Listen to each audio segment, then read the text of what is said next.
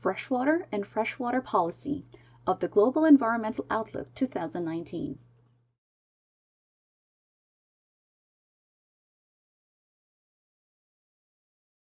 Freshwater is vital to all human beings, animals, and plants.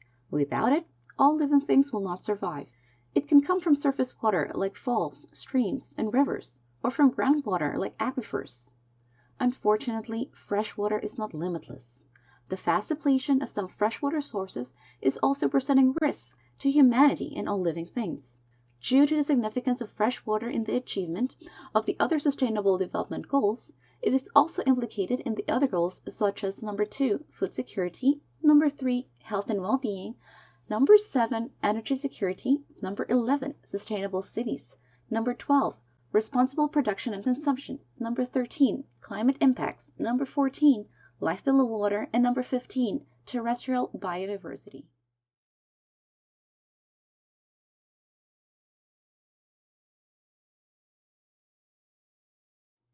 There are many factors that affect freshwater that can cause its depletion.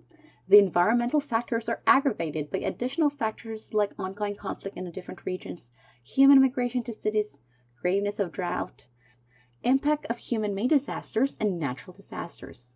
One of the greatest risks in the security of the availability of quality of fresh water is climate change.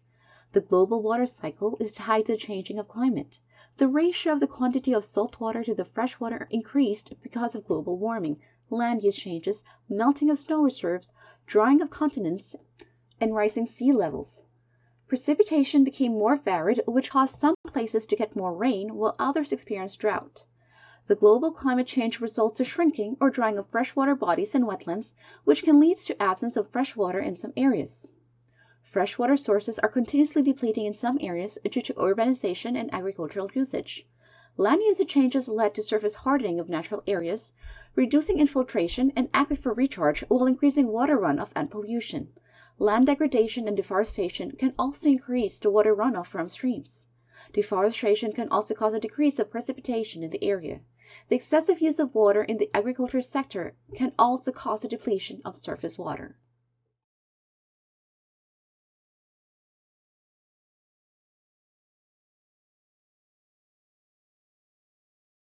Global state and trends of fresh water. Water quantity. Geographic variations and climate change result in an even distribution of rainfall and freshwater sources. Areas like Africa relies more on groundwater than surface water due to lack of freshwater sources from the grounds like streams and rivers. However, abstraction and exploration of groundwater is costly and not sustainable. Water withdrawals. The demands for fresh water varies in different areas and human consumption. There are areas that use 70% of fresh water to agricultural center, while some use up to 80%, like in Southeast Asia. In North America, the per capita water is highest because of the efficient use of fresh water. Some areas use more surface water and leave their groundwater, while there are areas that use their groundwater already for agricultural use, which cause depletion rates in aquifers in major arid and semi-arid zones, and land sumpsiness in coastal cities. Industries that extract from aquifers include industrial, agriculture, mining, geothermal energy, and heat pumps. Glacial retreat. Climate change is causing glaciers to melt. This affects the areas that rely on glacial meltwater for consumption. Examples of this is the tropical glacier in the Andes and the European Alps. Water scarcity. It is defined as less than 1,000 square meters per capita of available renewable fresh water per year.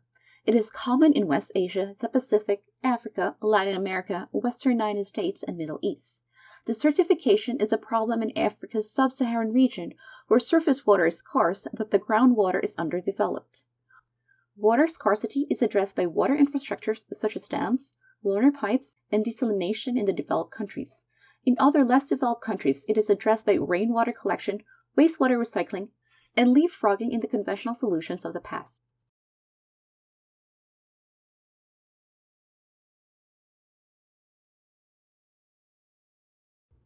Water quality. Water quality is affected by both naturally occurring water pollutants and human activities. Human activities connected to population growth, urbanization, agricultural expansion, transportation, and human and industrial waste discharges are the main sources of water pollution. Water can be contaminated by pathogens, nutrients, heavy metals, and organic chemicals either directly or indirectly from a source, for example, septic tank leakage, surface runoff from extensive agricultural use. Natural water contamination cases include sodium chloride salinity, arsenic, fluoride, radioactivity in fossil groundwater aquifers. Main sources of water pollution. Pathogens. Waterborne diseases are rampant in the global south and is a major cause of death and illness among young children. Antibiotic and antimicrobial resistance is a global concern as wastewater treatment plants cannot remove the antibiotic drugs. Nutrients. Human activities, for example, inadequate treated sewage discharges, urban and agricultural runoff, can lead to excessive nutrients in the lakes and wetlands, accelerating eutrophication and causing algal bloom, which affects the whole ecosystem. Sediments.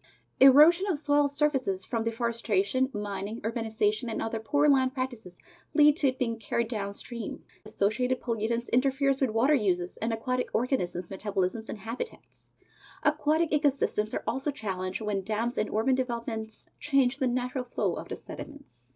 Organic pollutants such as liquid manure, sewage effluents, and sewage treatment sludge can deplete oxygen concentration in water bodies when they biodegrade, killing fishes and releasing heavy metals from the bottom sediments back into the water column. Persistent organic pollutants, or POPs, do not readily biodegrade in aquatic environment.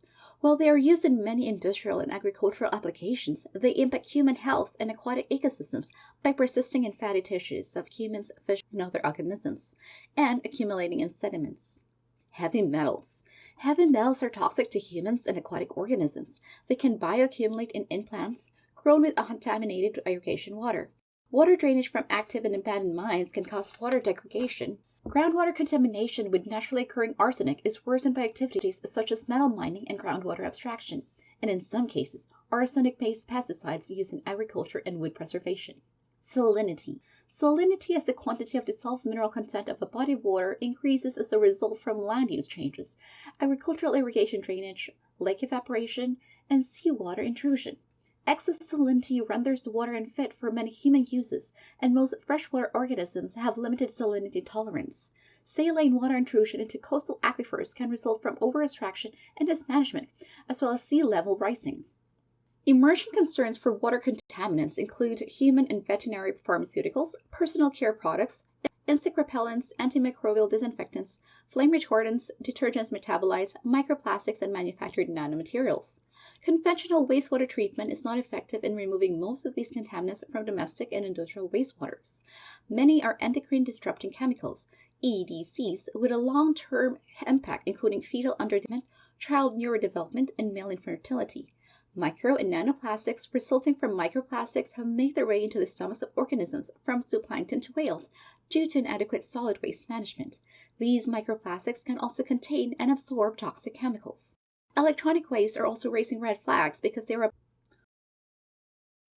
freshwater ecosystems, or inland wetlands, include marshes, swamps, peatlands, wetland forests, rivers, lakes, ponds, and headwaters. Here are a few facts.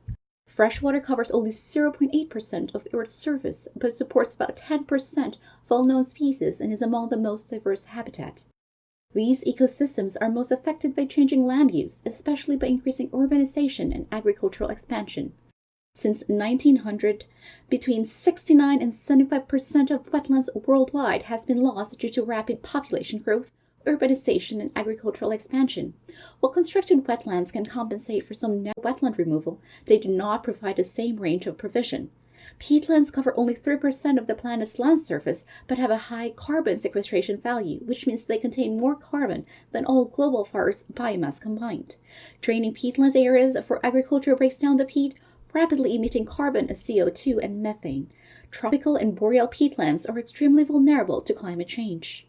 The freshwater ecosystems are losing their biodiversity due to pollution impacts, especially eutrophication, chemical and metal toxicity, and the hazards of plastic and other wastes. Wetlands have the capacity to filter and improve water quality, but they can only keep regenerating. Freshwater ecosystems, or inland wetlands, include marshes, swamps, peatlands, wetland forests, rivers, lakes, ponds, and headwaters. Here are a few facts. Freshwater covers only 0.8% of the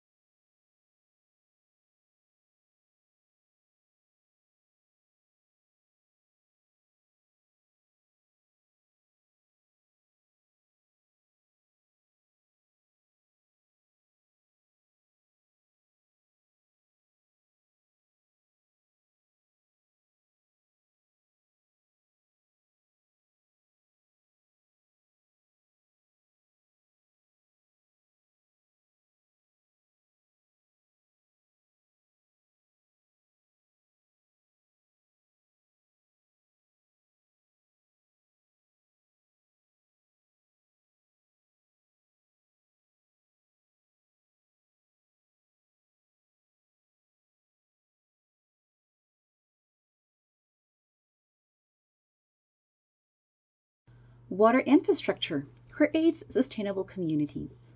Provision of safe and reliable drinking water is one of the ongoing goals of development institutions, which require modernization of aging infrastructure and construction of new ones.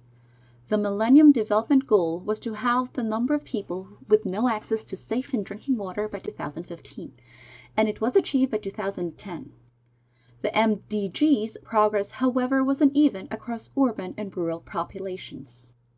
The high quality of North American and Western European drinking water contributes to good public health, with these regions having some of the lowest rates of waterborne diseases in the world. One of the most effective measures for improving public health globally is improved sanitation, including proper human waste treatment and disposal. Growing megacities, especially in Africa and Asia, do not have adequate sanitation services to accommodate population growth, contributing to open defecation and poor or non-existent wastewater treatment and disposal. Approximately 1.4 million people still die annually from treatable diseases associated with pathogen polluted drinking water and inadequate sanitation, with many millions of others becoming ill. Dams are constructed at many developing countries to secure domestic water supply for communities, agricultural irrigation, and hydroelectric power generation. The dams can also be operated to provide flood protection to downstream communities, as well as being sensitive to downstream ecological flow requirements.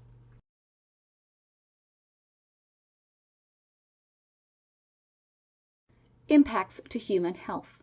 Contamination of water and food by fecal material as a result of poor sanitation and poor hygiene, leading to unsafe drinking water, is a major cause of gastrointestinal diseases, particularly diarrhea.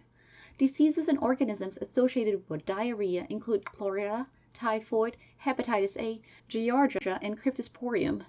Fresh water provides habitat for mosquito breeding, so malaria and dengue fever exhibit an even higher disease burden for individuals residing near such habitats. The quality and availability of irrigation water in irrigated land are projected to decrease concomitantly with potential negative effects on food security and human health.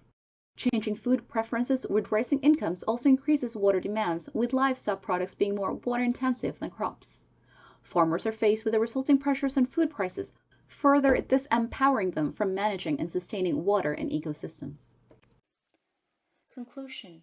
Human activities now dominate changes in the biosphere and functioning of the Earth's system, causing complex and frequently unwanted outcomes, including unprecedented changes to global water circulation.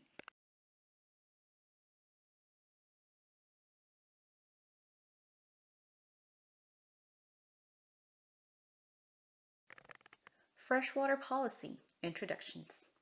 Water is essential for life and sustainable human development, and only 2.7% of all water on Earth is freshwater.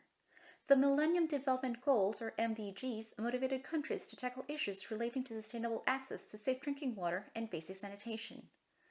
The Sustainable Development Goals now present an even more ambitious global framework within which the multidimensional concerns of availability, quality, use, and governance of water can be addressed. SDG 6 is the availability of clean water and sanitation.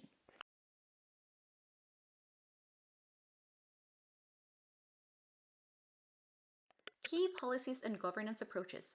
Good governance for clean water. Policy 1. Regulatory frameworks for transboundary water quality management. Why? Transboundary water bodies are shared by two or more regions. The management of these shared rivers, lakes, or aquifers relies on multilateral coordination and institutional development. Current implementations. In particular for transboundary rivers, agreements have become more comprehensive and more numerous over time, reflecting an integrated approach to managing shared rivers and lakes. There were 250 freshwater treaties, and 30 additional treaties are established every decade, mostly focusing on water quality and the environment.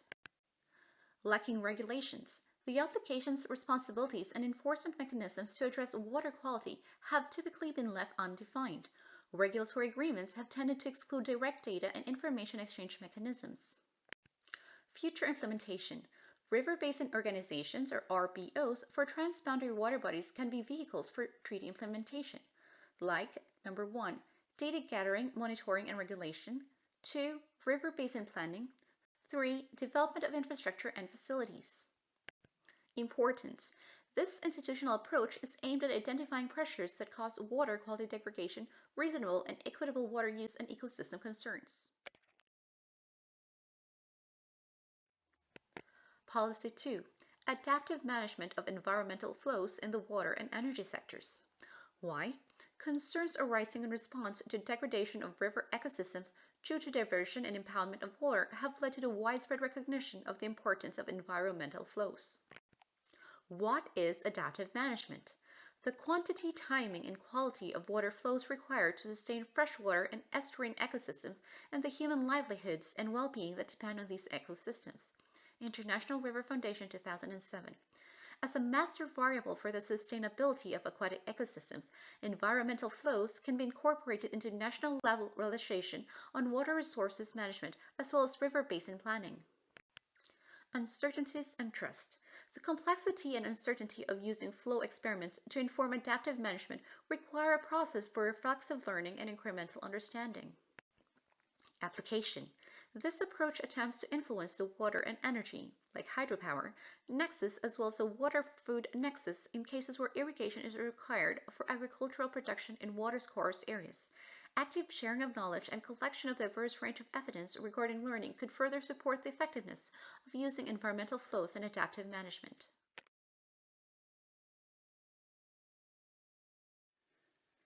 Policy 3. A new approach to water-related disaster risk reduction. Why? Disaster risk reduction aims to reduce the severity of a disaster, considering that the occurrence of a natural hazard itself does not inevitably result in a disaster. Disaster risk reduction is therefore a preventative policy approach which includes objectives such as limiting exposure to hazards, reducing communities' vulnerability to property loss and damage, displacement, mortality, and other negative outcomes of disasters. Importance. Better managing and monitoring of land, environment, and resources, and improving preparedness, for example, through early warning systems and evacuation plans. Key point. Appropriate policy choices and implementing such preventative actions, countries and states can reduce the scale of environmental disasters. Concluding point. Effective policies can also enhance disaster risk reduction responses by addressing threats to the availability of safely managed drinking water and the affected sewage systems, which can have impacts on human health.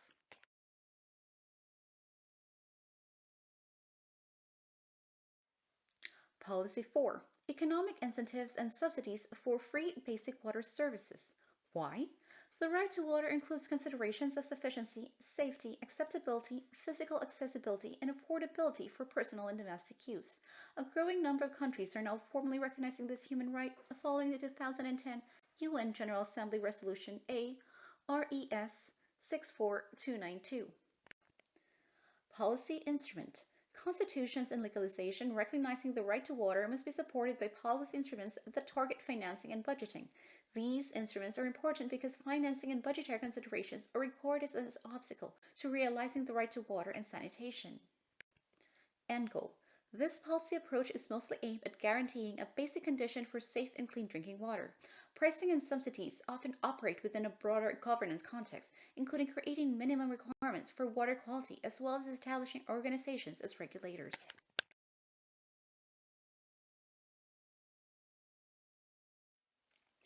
Policy 5.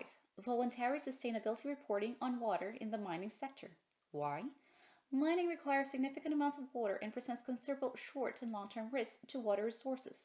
Governments, companies, and communities have recognized the fundamental need for the mining industry to manage water resources-related risks effectively. Background. The main protocol for sustainability reporting is the Global Report Initiative, GRI, which began in 1997 as a coalition of government, community, and corporate stakeholders and aimed to make sustainability reporting as commonplace and important as corporate reporting. Current policy. The current GII standards includes a wide range of indicators across social, economic, environmental, and local community health aspects. The growing success of companies having adopted sustainability reporting is a sign of a successful policy initiative and approach. However, there are necessary improvements. 1. The issue of water quality of the water sources used in mining. 2. The links between detailed monitoring of potentially affected water sources. 3. Links between regulatory requirements for water resources and sustainability reporting. And 4. Improving the catchment and climate context of water data.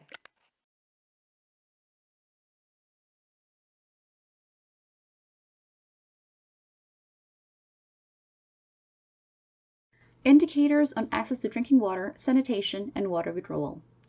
Indicators on access to drinking water, sanitation, and water withdrawal were designed to further study and come up with the most effective water management system to improve human health, which could be at risk if people around the world lack awareness and understanding of water quality problems.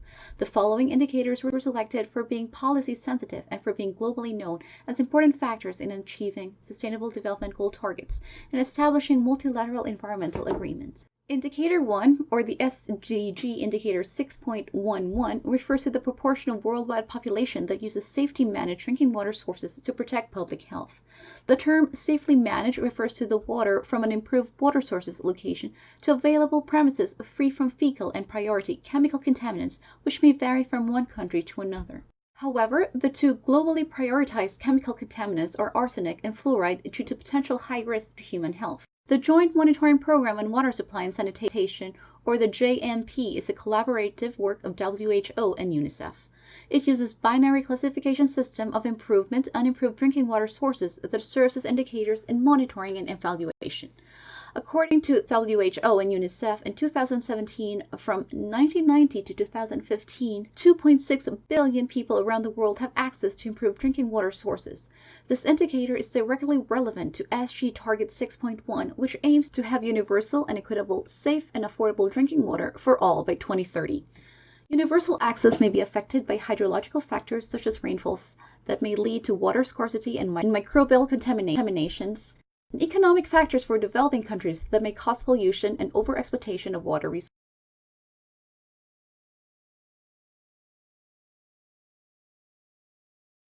Indicator 2, or the SDG Indicator 6.2.1, refers to as the proportion of population that uses safely managed sanitation services, including a hand washing facility with soap and water.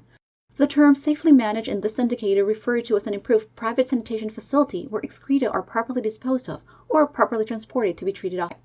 A great increase in number of people practicing open defecation was indicated in the regional trend of the proportion of national population practicing open defecation from 2000 to 2015, according to WHO and UNICEF, in 2017 with an average reduction of 22 million people per year. This indicator directly relates to SDG Target 6.2, which aims to achieve access to adequate and equitable sanitation and hygiene for all, and open defecation, emphasizing the needs of women, girls, and those who are in vulnerable conditions. It also increases the recognition of relationships and ongoing global efforts on addressing water and sanitation concerns for worldwide sustainable development. An effort to improve the water supply management will be fundamental indicators in water, sanitation, and hygiene interventions, or WASH. On the other hand, CLTS, or Community-Led Total Sanitation, is being used worldwide to increase the number of population with access to improved sanitation services. However, efforts should be in contextualizing locally that WASH and other health interventions for more effective access to improved sanitation services rather than accessing them in a global level is a more generalized concept. Indicator 3, or the SDG 6.4.2, referred to as the level of water stress or the freshwater withdrawal on the available freshwater resources. Furthermore, water withdrawal is the amount of fresh water removed from rivers or aquifers for agricultural, industrial, and domestic usage. Agricultural and irrigation make up for the majority of the worldwide water withdrawals. This indicator is directly relevant to SDG 6.4 target on 2030, increasing the water use efficiency on all sectors to ensure sustainable withdrawals and freshwater supplies to address water scarcity and the people suffering from it. It also balances the usage in industrial, agricultural, household, and ecosystem, the needs indicated in the SDG Target 6.5 for the Integrated Water Resources Management, IWRM. Providing alternative indicators at subnational level will address the global interception of human waste and biodiversity threats, which could affect the global ecosystem. Thus, these alternatives are to cover spatial variations within countries, such as this emerging concept and methodology. The World Resources Institute Aqueduct risk mapping, which are accessible to a range of users.